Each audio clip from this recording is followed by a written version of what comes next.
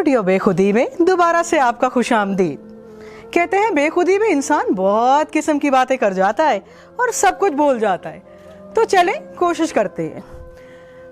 मेरा आज का टॉपिक है, अनवान है मर्द। हाँ मर्द, डर क्यों गए, सब्र करें ज़रा।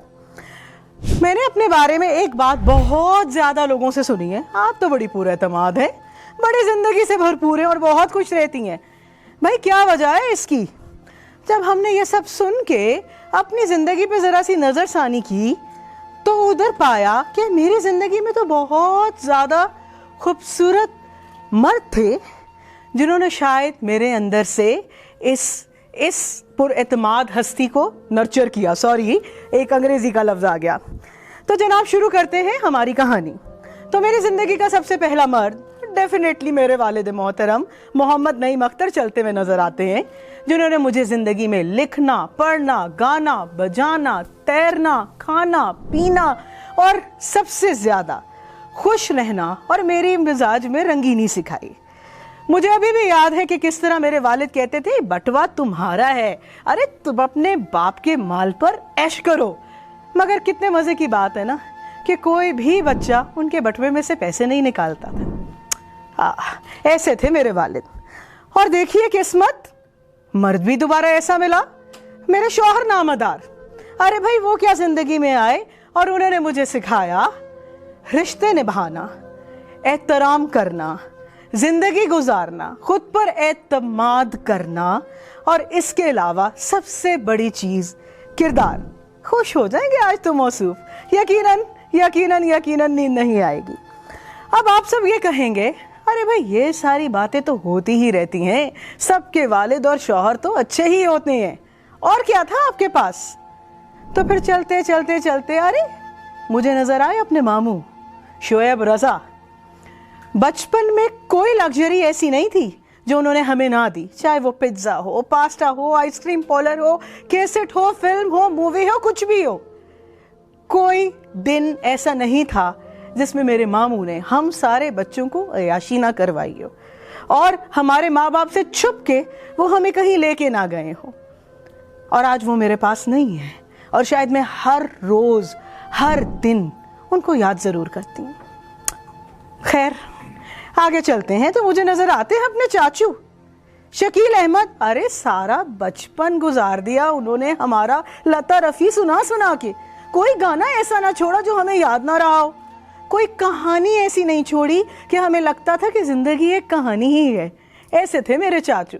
सारी उम्र इसी इंतज़ार में रहे, रात नाजिया एक कप चाय का बना के पिलाएगी जिसमें चाय तो गरम हो, थर्मस और प्याली भी गरम हो, क्योंकि मौसूफ को गरम चाय पसंद है।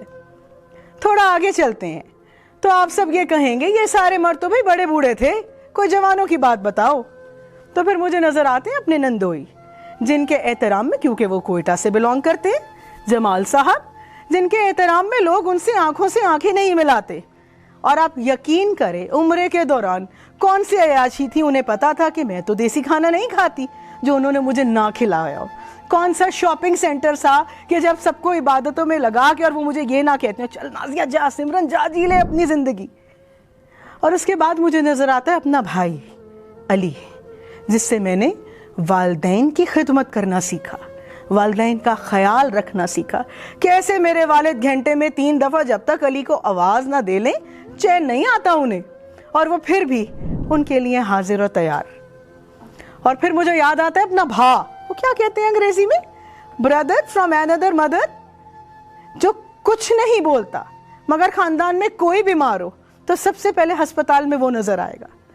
किसी को कोई मसला हो जाए, जो मर्जी कर लो, भा तो फिर वहीं पे ही होगा ना। और हम सबसे पहले भा से पूछते हैं सब खैरियत है।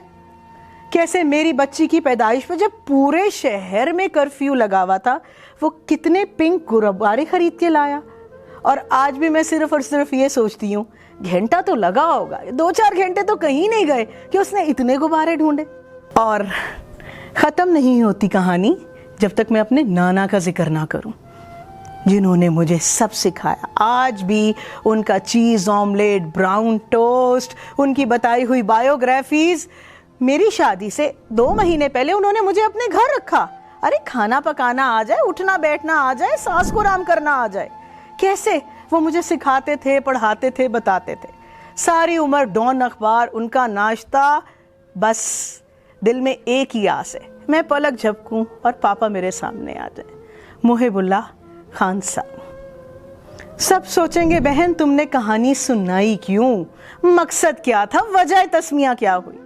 तो सिर्फ एक गुजारिश है, किसी का जानू मनू बनने से पहले, किसी का हीरो शीरो बनने से पहले आप क्यों नहीं अपने इर्द गिर्द की बच्चियों के हीरो बनते?